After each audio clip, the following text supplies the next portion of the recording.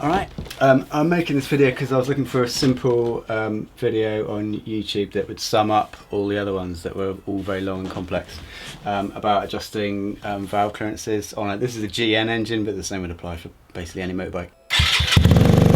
There's lots of really good videos out there, but they're really long and complex, and a lot of them are like, oh, you have to take the fuel tank off and all that stuff, and you don't really need to. So these are some of the things that you need, having done it a few times over the years. It's a brilliant thing to do, makes a huge difference to your engine. For this setup you will need a 10mm hex key, Allen key. I slice one off and then I just use it in a 10mm socket just because it's more lightweight to carry in a toolkit. 10mm spanner. I've got both halves of it in there somewhere. Anyway, yeah, you'll need that. I just got a cheap one and sliced it in half again. Just because it's awkward once you're in there. You'll need a 17mm spanner to get them off, and on the other side your feeler gauge is obviously little jeweller's cheap rubbish pound shop screwdrivers. The reason it looks like this is it's really awkward to get to, which is why people normally dismantle the whole bike. But actually, if you just make a tool like this, you can just cut it off and then just cut into hold it in a vise, and yeah, cut into it to make one mini, little tiny lovely mini screwdriver. Again, very cheap to do and very easy. Right, so I'm just going to open it up. Oh yeah, sealing it back up, you might need some sealant, but that's this side prepared, so let's go on the other side. It's quite a big, delicate kind of bit of aluminium, so you don't want to do that up too tight. There we go. So that is a 15mm. So add that to the kit list, 15mm socket. Cool. So we're going to use this to rotate the engine when it's time.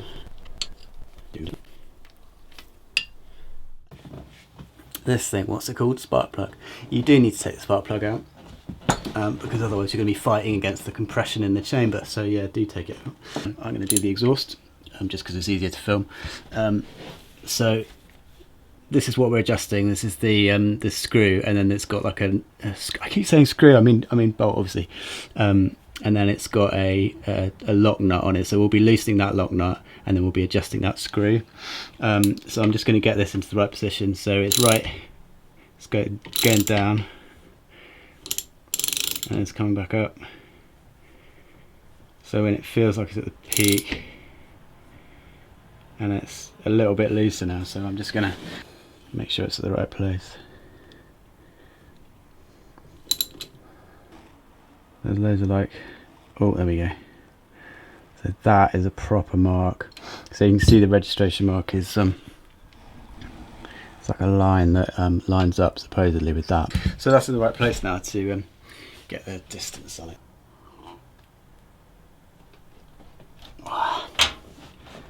Last time I did this, I did it up very tight by the feel of it. Come on, you bugger. Oh, there we go.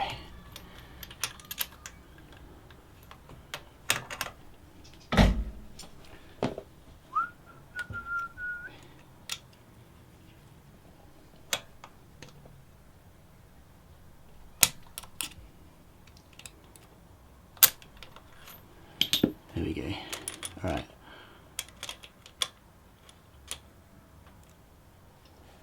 So how tight or loose this screw is what it's all about. You might find bending your feeler gauge to fit is going to be helpful. So this is the bolt, this is the lock nut, and the bit of metal underneath it is the bit we're interested in. So that bit of metal, just follow it down with the feeler gauge, and you'll feel just immediately underneath is the gap that we're trying to get into. So it's just there.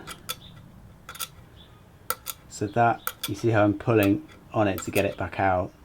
You can go, in some videos people were talking about getting it in from the side and stuff. I prefer to go in from the front just because that's seems to work for me. But you can see what I did then. I follow the that chunky bit of metal down. That's the edge of the rocker arm until I'm at the gap, and then just follow right in,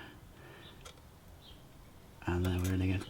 So that is about the sort of pull of it that you want. You want it to sort of not be too loose and not be too tight.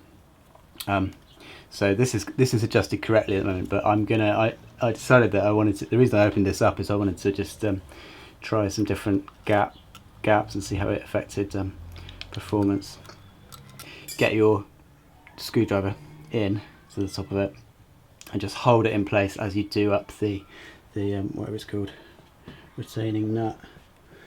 Everything I put down I lose. Oh, here we go. Right, so I'm just gonna do that. Okay, so I'm now gonna do the while holding it. In some videos people are leave the feeler gauge in. If you've got space and enough, if you've got 3 hands, then yeah, leave the feeler gauge in. But personally I find that quite difficult. I've tried a few different ways. What I tend to do is this thing that I'm doing right now, which is to just hold the holding the screwdriver at the right angle is more important. Yeah, because as you start tightening it up, it's a bit of a nightmare to trying to keep hold of everything. Then what you do is you do everything back up. I'm now it's fairly tight, I'm just going to do what I must have done last time. I'm going to use a long socket on the end of my tiny little screwdriver to make it really tight. Oh, there we go, that is what I did last time. There we go.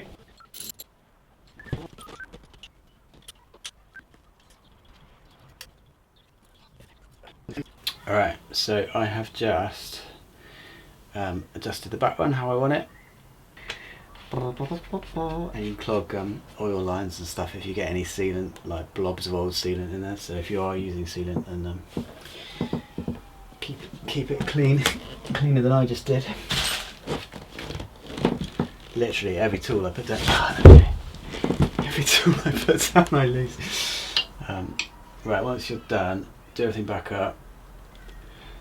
Just when you're taking stuff apart, pay attention to how tight it's done.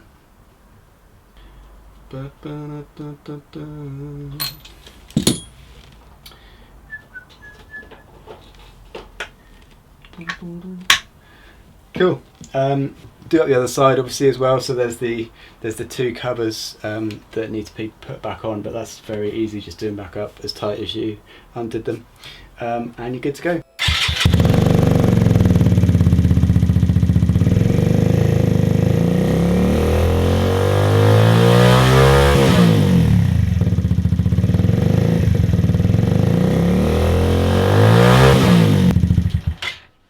Hopefully that video was helpful. I'm doing videos on how to improve performance of bikes, particularly small bikes. I've ridden big bikes for many years, lots of different big bikes, BMWs, Hondas, Kawasaki's, and I'm sticking with small bikes just because they're more fun, and because I'm quite ADHD, so if I buy a 200-mile-an-hour super bike, I will just go at 200 miles an hour on it or everywhere, and I'll just explode. So that's one reason why I'm sticking with small bikes. The other reason is that if you get on a BMW 850, it's like getting on a barge. It's like sitting on the roof of a narrow boat. Like they're just massive, and they're kind of, you can't chuck them around in the same way that like this thing. You can take it on beaches and up hills and stuff, you know, across through fords and stuff, and it's fun.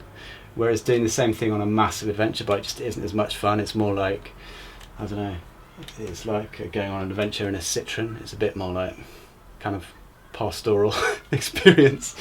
So yeah, I'm sticking with smaller bikes. So I'm doing more videos on how to improve the performance of them, how to look after them. Just because there don't seem to be many videos out there about doing that kind of stuff.